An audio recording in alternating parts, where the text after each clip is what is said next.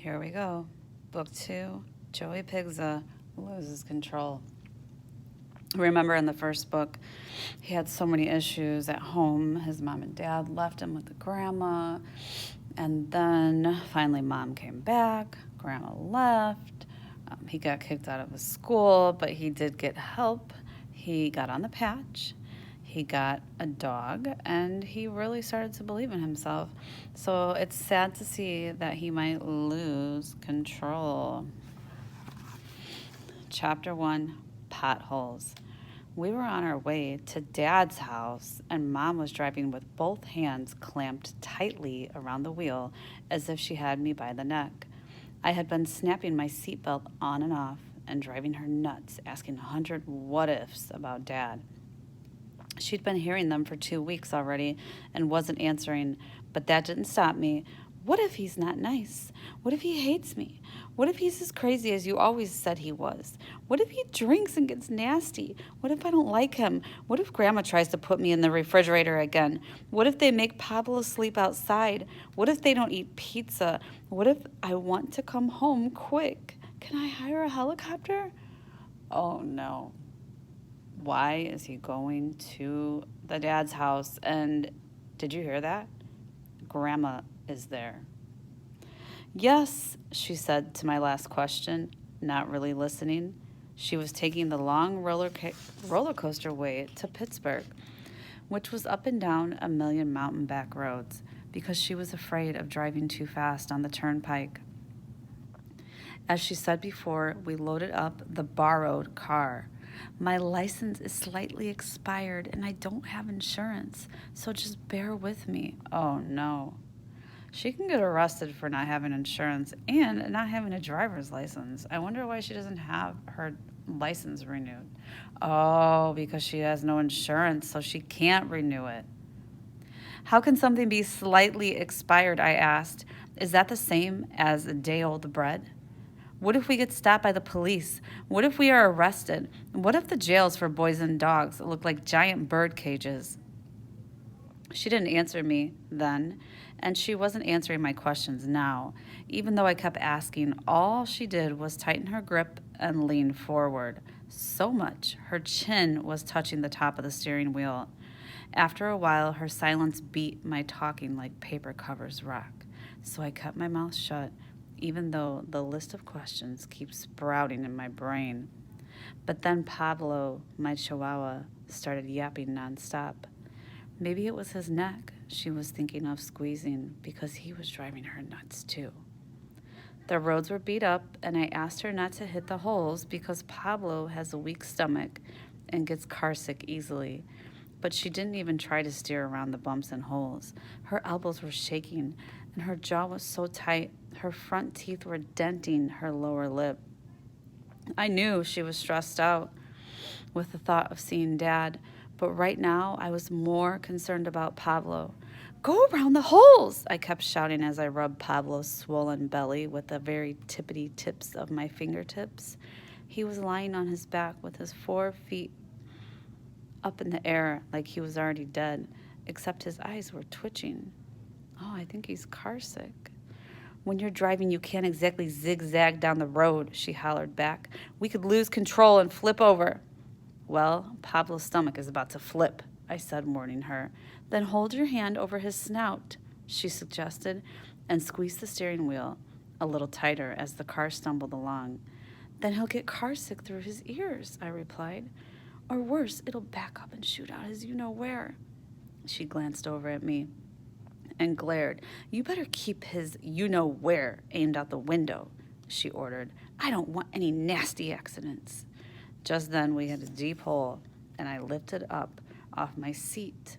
I saw another one coming, and I took my hand from Pablo's fizzing snout and reached for the steering wheel, and Mom slapped my hand away just as the tire hit the hole hard, and I bounced sideways and cracked my head on the half-open window. And Pablo flipped over onto his hind legs like he was doing a wheelie, then opened his mouth and did what I said he'd do, all over the front of the radio. Oh, sugar, my mom spit out. Sugar, sugar, sugar. I knew that word meant trouble. The last time she said sugar like that was when she got the letter from Dad's lawyer in the mail. And I knew it wasn't because she had something sweet in her mouth. Open the glove box, Mom said. There might be some napkins in there. I pressed the lock, and the little door dropped down and smacked Pablo on his bandaged ear, which must have hurt. There was a box of tissue inside, so I pulled that out, and because I didn't know what to do with Pablo, I tucked him into the glove box and snapped the door shut. He started yapping again, and I pressed my lips to the thin seam around the door and whispered, "Go to sleep. I'll wake you when we get there." He whimpered for a moment, then settled down. I tugged out a wad of tissue and began to clean the mess out from between all the little knobs and buttons on the radio, which was hard to because the car was jerking around in all directions. So I quit. I let my mom settle down for a mile or two while I chewed on my fingernails before she caught me and pulled my hand from my mouth and held it tight. "Do you want me to drive?" I asked. Oh, this is not good because this is a long chapter. First off, they should not put that dog in the